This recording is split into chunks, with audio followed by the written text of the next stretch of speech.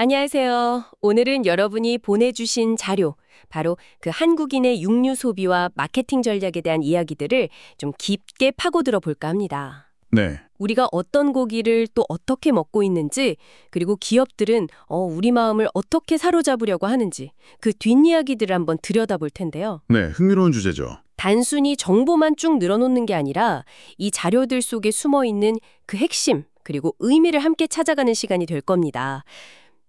평소 즐겨 드시는 고기 떠올리면서 들어보시면 더 재밌으실 거예요. 네, 맞아요. 요즘 식문화가 정말 빠르게 변하고 있잖아요. 특히 육류 소비는 뭐랄까, 집밥, 외식, 그리고 또 빼놓을 수 없는 게 바로 간편식 시장이죠. 아주 다층적인 모습을 보여주고 있습니다. 그렇죠. 오늘 자료들을 통해 이 복잡하게 얽힌 소비 트렌드를 좀 명확하게 이해하고 또 그 안에서 여러분 각자의 소비 패턴은 어디쯤에 속할까 한번 생각해 보시는 그런 기회가 될 겁니다. 좋습니다. 그럼 첫 번째 퍼즐 조각부터 맞춰볼까요? 바로 밀키트 시장의 이 눈부신 성장. 이게 전체 육류 소비 판도에도 큰 영향을 미치고 있거든요. 네, 그렇죠. 자료를 보면요. 국내 밀키트 시장 규모가 2018년에는 약 345억 원이었는데 2023년에는 이게 3,821억 원까지 커졌다고 해요. 와, 엄청나죠? 5년 만에 10배가 넘게 성장한 건데 이건 정말 보통 변화가 아닌 거죠. 그렇습니다. 밀키트는 아시다시피 손질된 식재료랑 소스, 레시피가 딱 같이 들어있잖아요. 그래서 꽤 근사한 메뉴를 집에서 비교적 쉽게 만들 수 있게 해주죠. 맞아요. 이런 밀키트의 성공 뒤에는 여러 요인이 좀 복합적으로 작용했습니다. 일단 1, 2인 가구가 늘어난 것도 있고요. 네. 외식 물가 부담, 또 집밥 수요 증가, 그리고 새벽 배송 같은 아주 편리한 유통 시스템의 발달, 이런 것들이 다 맞물린 결과죠. 아, 그렇군요. 최근 성장세가 예전 같지는 않다고는 하지만 그래도 이미 우리 식문화에서 굉장히 중요한 한 축으로 자리 잡았다고 봐야 합니다. 이런 큰 변화 속에서 그럼 육류를 소비하는 방식도 몇 가지 유형으로 나눠볼 수 있을 것 같아요. 자료에서는 크게 세 가지로 보고 있는데요. 첫 번째는 가정 내 조리형 소비자입니다.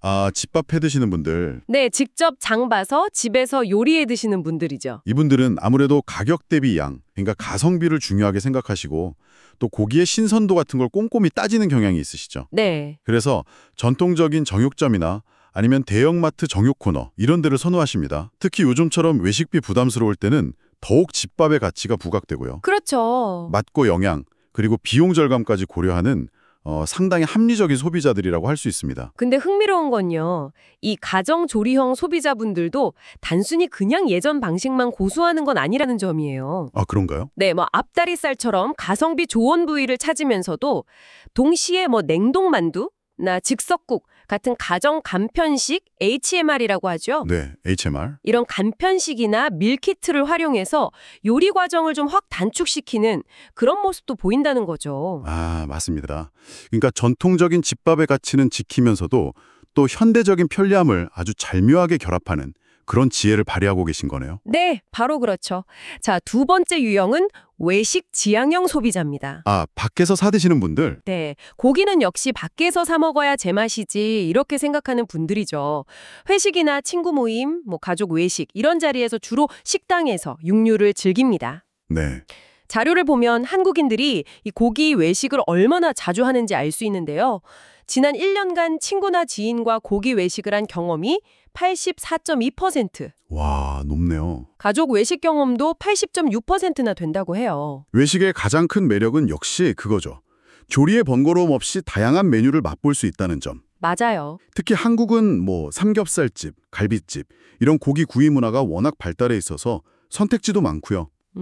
이 외식 지향형 소비자들은 단순히 그냥 배를 채우는 걸 넘어서 맛은 기본이고 식당의 분위기라든지 아니면 좀 특별한 경험 이런 것까지 중시하는 경향이 있습니다. 그래서 가격이 좀 비싸더라도 고급스럽거나 아니면 좀 이색적인 곳 이런 데를 찾아가는데 주저함이 좀 덜하죠. 코로나 시기에는 배달이나 포장으로 형태가 좀 바뀌기도 했지만 외식을 통한 경험 소비 자체를 중시하는 경향은 여전한 것 같습니다. 들어보니 정말 그렇죠. 맛있는 고기를 또 좋은 사람들이랑 편안한 분위기에서 즐기는 거 그 자체가 하나의 즐거움이니까요. 네, 맞습니다. 자, 그럼 마지막 세 번째 유형, 간편식 밀키트 활용형 소비자입니다. 앞서 말씀드린 HMR이나 밀키트로 식사를 해결하시는 분들이죠. 네. 이분들은 아무래도 시간 절약 그리고 편리함, 이걸 최우선 가치로 두시는 것 같아요. 1인 가구나 맞벌이 부부처럼 바쁜 현대인들에게서 많이 나타나는 소비 형태죠. 네, 온라인 쇼핑이나 새벽 배송 같은 걸 적극적으로 활용하고 복잡한 레시피 고민 없이 이미 완성된 형태의 제품을 선호합니다. 밀키트 시장이 그렇게 폭발적으로 성장할 수 있었던 건 바로 이 소비층의 힘이 굉장히 컸다고 볼 수 있습니다. 근데 단순히 그냥 편하기만 한 걸 찾는 건 아닌 것 같아요. 자료를 보면 레스토랑 수준의 맛을 집에서 즐기면서도 약간의 조리를 통해서 이거 내가 만들었다 하는 성취감까지 느끼고 싶어하는 그런 심리도 있다고 분석하네요. 아, 정확합니다. 편리함과 함께 뭐랄까 특별한 경험에 대한 욕구도 같이 충족시키려는 거죠. 네, 그래서 이분들은 신제품 정보나 소셜미디어, SNS 후기 같은 데 굉장히 민감하게 반응합니다. 기업들도 이런 특성을 잘 파악하고 온라인 광고라든지 아니면 먹음직스러운 레시피 영상 콘텐츠 제작에 공을 들이고 있고요. 그렇군요. 여러분은 이 세 유형 중에 어디에 가장 가까우신가요? 저는 아무래도 간편식이랑 외식 사이를 좀 오가는 것 같네요. 하하, 그러시군요. 자, 이렇게 소비 방식이 다양하다면 선호하는 고기 종류도 좀 다르지 않을까요? 한국인이 가장 사랑하는 고기는 과연 무엇일지 그 다음 이야기로 넘어가 보죠. 네, 자료에 따르면요. 한국인 1인당 연간 육류 소비량에서 돼지고기가 약 30kg으로 압도적인 1위를 차지하고 있습니다. 네, 엄청나죠. 소고기 소비량이 한 14.9kg, 닭고기가 15.2kg 정도 되니까 이 둘을 합친 것과 거의 맞먹는 수준이에요. 정말 대단한데요. 이 지점에서 이제 각 고기 종류별로 아주 흥미로운 이야기들이 펼쳐집니다. 네, 맞습니다. 각 축종별로, 그러니까 소, 돼지, 닭별로 주로 소비하는 사람들도 다르고 구매하는 이유도 뚜렷하게 구분이 되더라고요. 먼저 한우 이야기부터 해볼까요? 네, 한우. 한우는 뭐니 해도 역시 프리미엄 이미지가 아주 강하죠. 그렇죠. 주 소비층은 경제적으로 비교적 안정된 40대, 50대 중장년층입니다. 반면에 20대의 한우 소비량은 5% 미만으로 매우 낮게 나타난다고 해요. 역시 특별한 날 먹는 고급 음식 이런 인식이 강해서일까요? 구매 이유를 봐도 맛과 풍미가 가장 크고요. 그 다음이 국산이라 믿을 수 있다는 안전성, 그리고 영양가치 순서라고 하네요. 맞습니다. 그런 인식 때문에 외식할 때 소고기 메뉴 중에서 굳이 한우를 선택하는 비율이 56.4%나 된다고 하고요. 오, 절반 이상이네요. 네, 주로 이제 구이 형태로 약 70%가 구이로 즐긴다고 하죠. 품질 등급에도 민감해서 1플러스 등급 이상을 선호하는 비율이 절반을 넘습니다. 52.2% 정도요. 꽤 높네요. 네, 과거에는 주로 정육점에서 구매했지만 최근에는 대형마트가 한 40% 정도, 그리고 온라인 채널 비중도 꽤 늘었어요. 2022년 기준으로 8.2% 정도 된다고 합니다. 온라인으로 한우를 구매하는 비중이 늘고 있다는 건 집에서도 좀 고급 한우를 즐기려는 수요가 커지고 있다는 그런 신호로 볼 수도 있겠네요. 네, 그렇죠. 그런데 경기가 좀 어려워도 한우 선호도는 크게 꺾이지 않는다, 이런 분석도 있던데요. 네, 그 점이 아주 흥미로운 포인트입니다. 단순히 비싼 고기라서 먹는 게 아니라 이왕이면 건강하고 안전한 우리 소고기를 먹겠다는 뭐랄까 일종의 가치 소비 심리가 작용하는 것으로 보여요. 가치 소비? 네, 가격이 조금 부담되더라도 품질과 안전에 대한 신뢰가 그 장벽을 어느 정도 넘어서게 하는 거죠. 하지만 동시에 젊은 세대의 낮은 소비량은 한우 산업 입장에서는 장기적으로 좀 풀어야 할 숙제가 될 수도 있습니다. 어떻게 젊은 층에게 한우의 매력을 어필하고 미래 소비자로 만들 것인가, 이런 고민이 필요해 보입니다. 그렇군요. 한우의 그 고급스러운 이미지 뒤에는 또 그런 과제도 숨어 있었네요. 자, 다음은 명실상부 국민고기죠. 한돈, 돼지고기입니다. 네, 한돈. 연간 30kg 소비량. 1위답게 정말 많은 분들이 즐겨 드시죠. 특히 삼겹살은 이건 설명이 필요 없잖아요. 그렇죠. 가정, 회식, 캠핑 어디서나 빠지지 않죠. 네. 그렇죠. 남녀노소 누구나 즐기지만 국산 돼지고기인 한돈 브랜드만 딱 놓고 보면 조금 다른 그림이 보이긴 합니다. 그래요? 네, 핵심 소비층이 50대 이상으로 다소 고령화되는 경향이 있다는 분석이 있어요.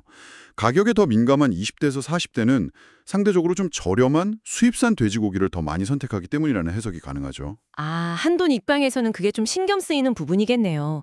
젊은 소비자들을 잡기 위한 노력이 좀 필요하겠어요. 그래서 최근 한돈 시장의 움직임을 보면 크게 두 가지 방향이 동시에 나타나는 것 같아요. 하나는 이제 가격 경쟁력을 앞세운 대대적인 할인 행사입니다. 아, 할인.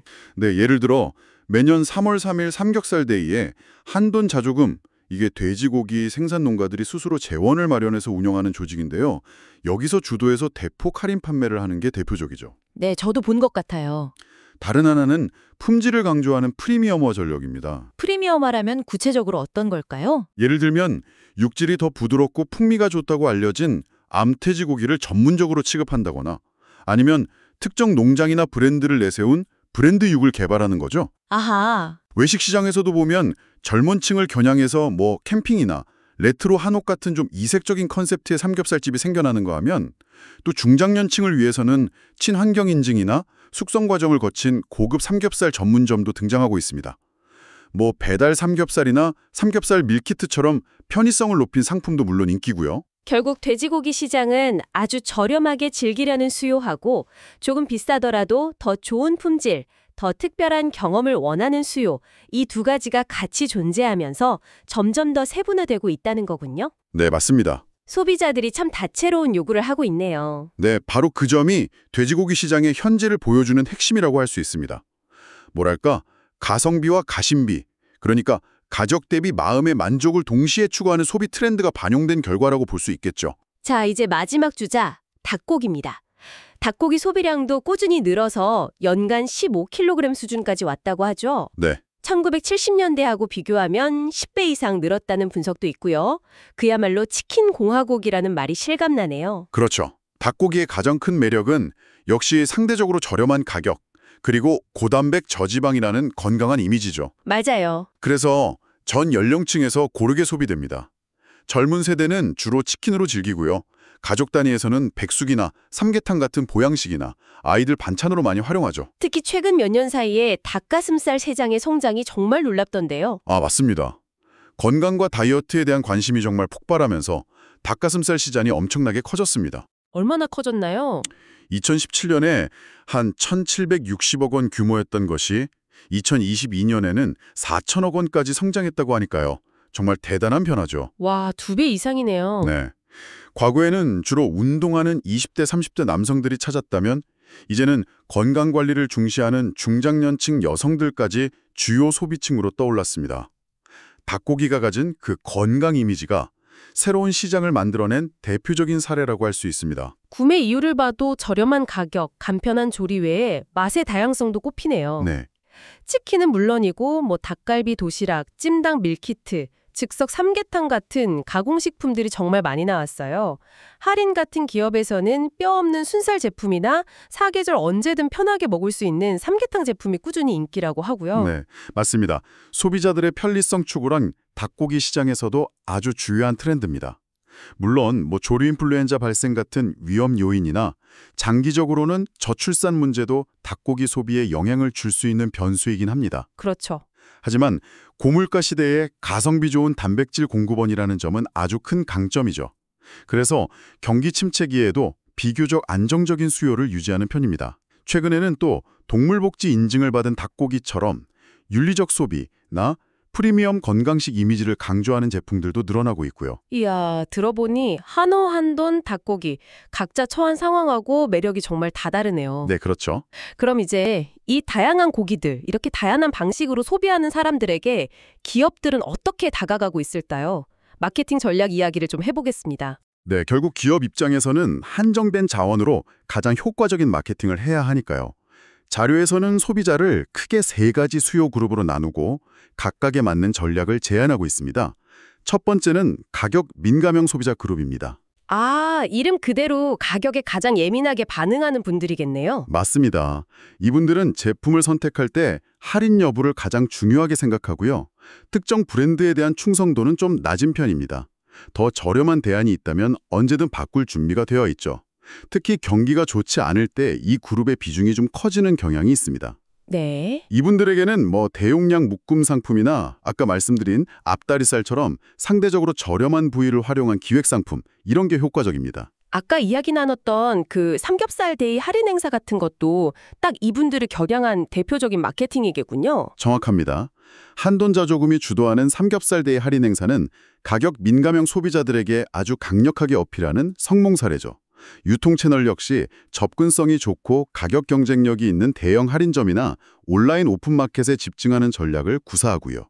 뭐 주기적인 파격 할인 행사나 쿠폰 발행도 빼놓을 수 없고요. 그렇다면 반대로 가격보다는 다른 가치를 더 중요하게 생각하는 소비자들도 있겠죠. 두 번째 그룹은 프리미엄 지향형 소비자입니다. 네, 맞습니다. 이분들은 품질과 브랜드를 최우선으로 고려합니다. 가격이 다소 높더라도 기꺼이 지갑을 열 준비가 되어 있는 소비자들이죠. 네. 명절 선물 세트를 구매하거나 아니면 특별한 기념일에 외식을 할 때 이런 성향이 두드러지게 나타납니다. 아까 살펴봤던 한우의 핵심 소비층이 바로 여기에 해당한다고 볼 수 있습니다. 이분들에게는 단순히 싸다라고 외치는 마케팅은 전혀 통하지 않겠네요. 그렇습니다. 이분들에게는 제품 자체의 우수성을 넘어서 그 이상의 가치를 전달해야 합니다. 예를 들어 지리산 순한우처럼 특정 지역이나 스토리를 담은 브랜드를 구축한다거나 아니면 아주 고급스러운 포장 디자인으로 선물로서의 가치를 높이는 방식이죠. 아, 1++ 등급 한우 중에서도 엄선한 부위로 구성된 한정판 세트라든지 아니면 특별한 숙성 과정을 거친 암퇴지 특수 부위 같은 제품을 개발하는 것도 좋은 전략입니다. 유통 채널도 백화점 식품관이나 프리미엄 온라인몰을 활용하고요. 가격 할인보다는 뭐 고급 레시피북을 증정한다거나 전용 배송 서비스를 제공하는 등 부가적인 만족감을 높이는 데 집중합니다. 결국 내가 왜 이 가격을 지불해야 하는가에 대한 아주 설득력 있는 답을 브랜드 경험을 통해서 제공해야 한다. 이런 거군요. 근데 이게 말처럼 쉽지는 않은 과제처럼 들리는데요. 네, 그래서 브랜드의 진정성 그리고 일관된 메시지 전달이 무엇보다 중요합니다. 소비자가 그 가치를 충분히 납득하고 공감할 수 있도록 꾸준히 소통해야 하죠. 자, 이제 마지막 세 번째 그룹입니다. 건강지향형 소비자예요. 아, 이분들은 딱 봐도 영양 성분표를 꼼꼼히 확인하실 것 같은데요. 맞습니다. 건강과 영양을 최우선으로 생각하는 분들이죠.